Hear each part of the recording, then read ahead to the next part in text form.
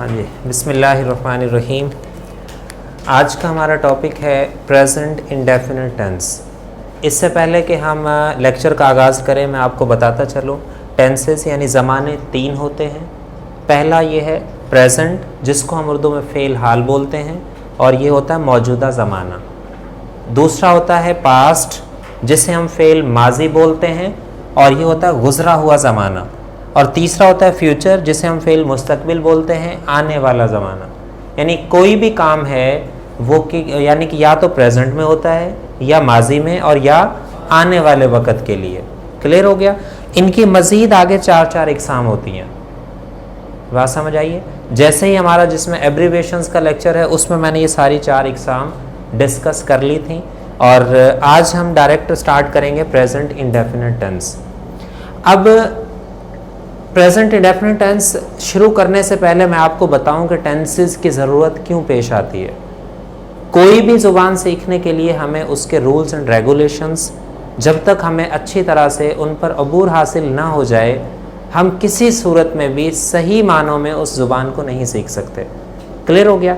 अब आपके लिए क्यों ज़रूरी है? क्योंकि आपने उर्दू से इंग्लिश करना होती है ट्रांसलेशन, और इंग्लिश से उर्दू करना होती है। तो इसके लिए आपके पास मैक्सिमम वोकेबलरी का होना ज़रूरी है, उर्दू से इंग्लिश और इंग्लिश से उर्दू, और मैक्स आपको मतलब जो है ना टेंसेस पर मुकम्मल अबूर हासिल होना ज़रूरी है। तब ही आप किसी भी उर्दू जुमले को इंग्लिश में ट्रांसलेट कर सकते हैं। तो इसकी पहचान क्या है?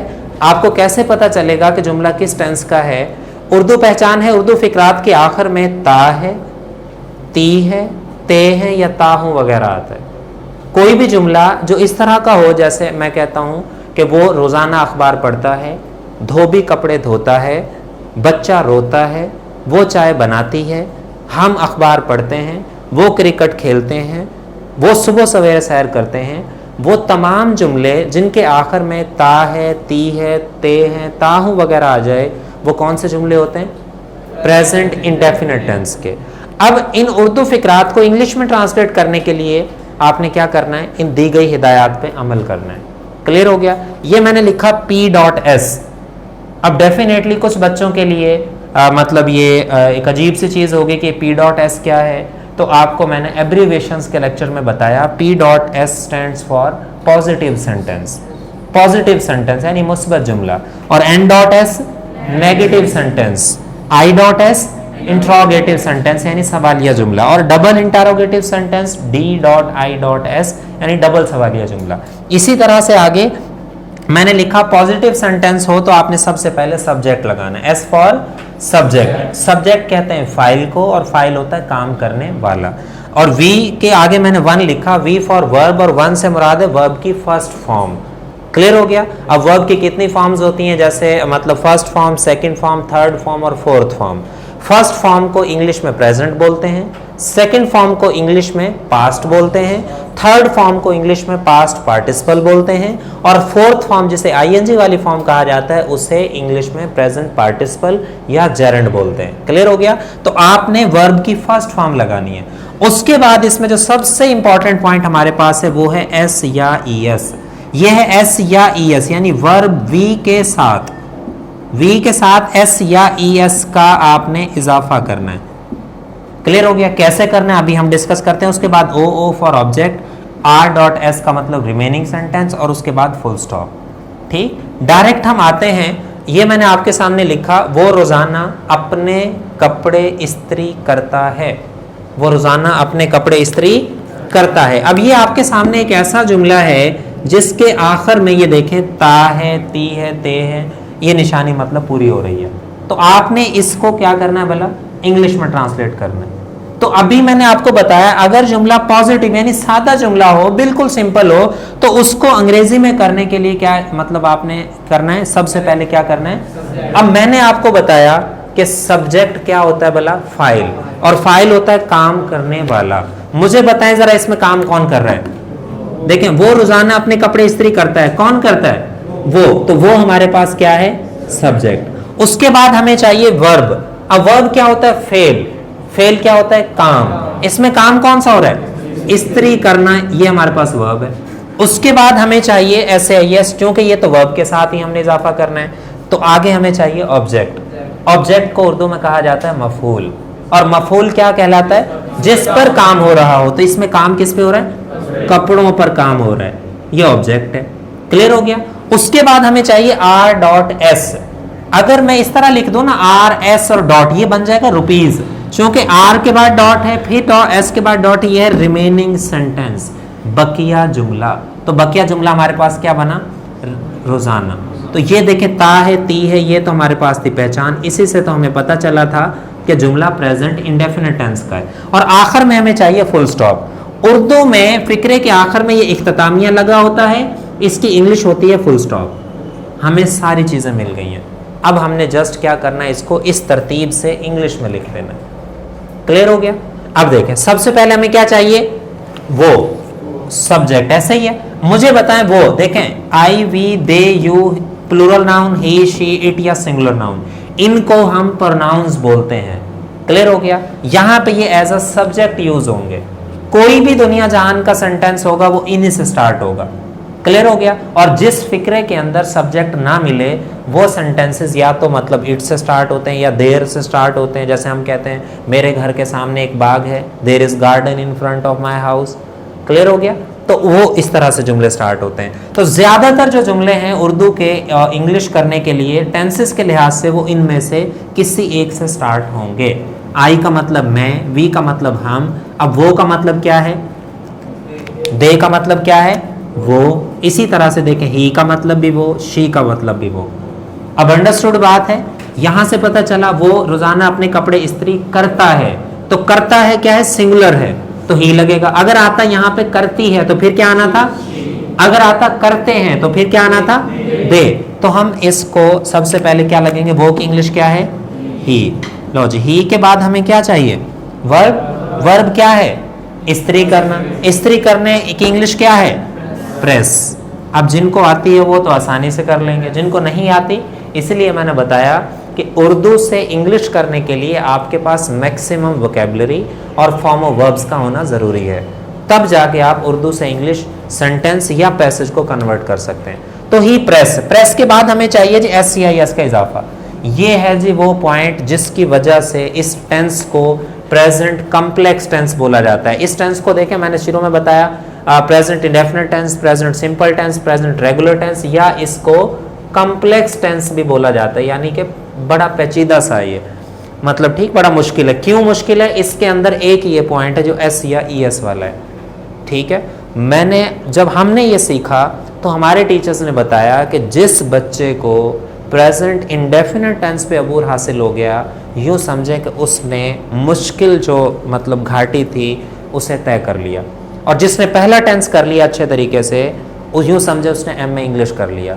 और ये है वो गलती जो मैं बताने जा रहा हूँ। ठीक, अगर बेटा sentence I we they you या प्लूरल नाउन इनमें से किसी एक से स्टार्ट हो, क्लियर हो गया, तो आपने क्या लगाना है? पॉजिटिव सेंटेंसेस में वर्ब की फर्स्ट फॉर्म लगानी है बस। लेकिन अगर जुमला ही शी इट या सिंगुलर नाउन से स्टार्ट हो, वर्ब की फर्स्ट फॉर्म के साथ आपने एस या ई एस का इजाफा करना है। चूंकि ये वाला सेंटेंस किससे स्टार्ट हुआ? ही से। हमने फर्स्ट फॉर्म लगा दी, तो अब हमने लगाना है एस या ई एस।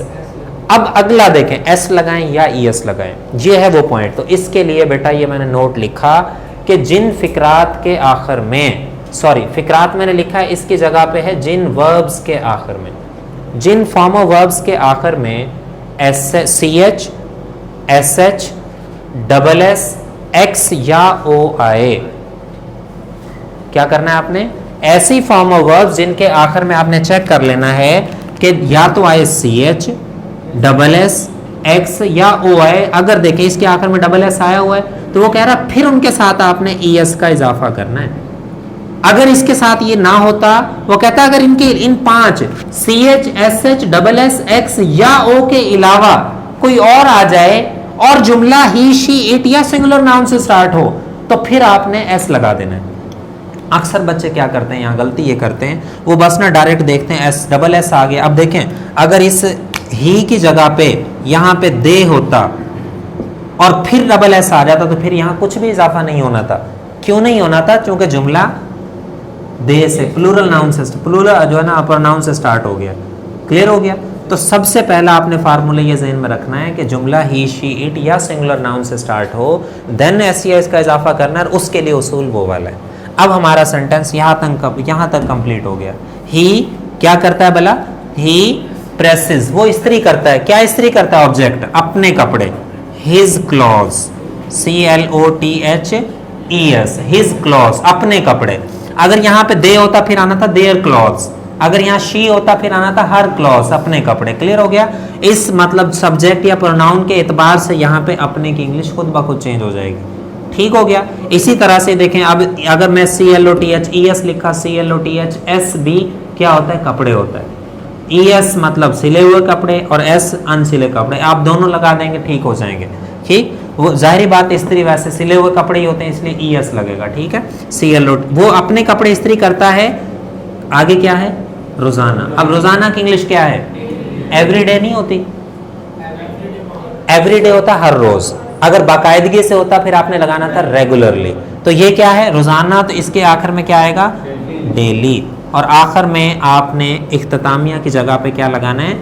अगर आप फुल स्टॉप नहीं लगाएंगे तो आपका सेंटेंस इनकम्प्लीट रहेगा। अब आगे चलते हैं। अगर ये जुमला मनफी हो, क्या हो भला? मनफी। यानी मनफी जुमला कैसा होता है? मनफी जुमला होता है कि वो अपने कपड़े इस्त्री नहीं करता है। तो नहीं के लिए आपने क्या करना है? नहीं के लिए अगर जुमला आई वी दे यू से स्टार्ट होगा तो इनके साथ आपने डू नॉट लगाना है, और इनके साथ आपने ही शीट या सिंगुलर नाउन के साथ आपने डज नॉट लगाना है, और उसके बाद सिर्फ वर्ब की फर्स्ट फॉर्म हो जाएगी, एस या ES का इजाफा खत्म हो जाएगा। तो आप देखें, सबसे पहले ही के बाद क्या आएगा? डज नॉट, ही के बाद क्या आ जाएगा? डज नॉट, उसके बाद प्रेस आ जाएगा, SES का इजाफा खत्म हो जाएगा, बाकी जुमला वैसे ही आ जाएगा। ये बात समझ आ गई? अच्छा, इसके बाद क्या है भला? अगर जुमला सवालिया हो जाए। सवालिया जुमला क्या होता है? क्या वो अपने कपड़े इस्त्री करता है, यानी क्या वो रोज़ाना अपने कपड़े इस्त्री करता है, तो उसके आखिर में क्या या सवालिया निशान। ठीक, तो इसके लिए आपने क्या करना है? डू या डज को फिक्रे के शुरू में ले आना है बस। यानी अगर डू है तो उसको शुरू में ले आना है, वही तरतीब, यानी इनके साथ आपने डज और इनके साथ आपने डू। तो डज शुरू में आ जाएगा, डज ही, उसके बाद प्रेस, और एंड पे जाके आपने सवालिया निशान, जिसे हम साइन ऑफ इंटरोगेशन बोलते हैं या मार्क ऑफ इंटरोगेशन बोलते हैं। आखिरी जो एक और मतलब जुमला है वो है जी डबल सवालिया फिक्रा, यानी कि वो अपने कपड़े इस्त्री कब करता है या क्यों करता है। ऐसे मतलब WH फैमिली से मुराद है, यानी देखें वर्ड जिसमें WH आ जाए, जैसे वर्ड WHY, WHAT, वर्ट, where, when, how much, how many.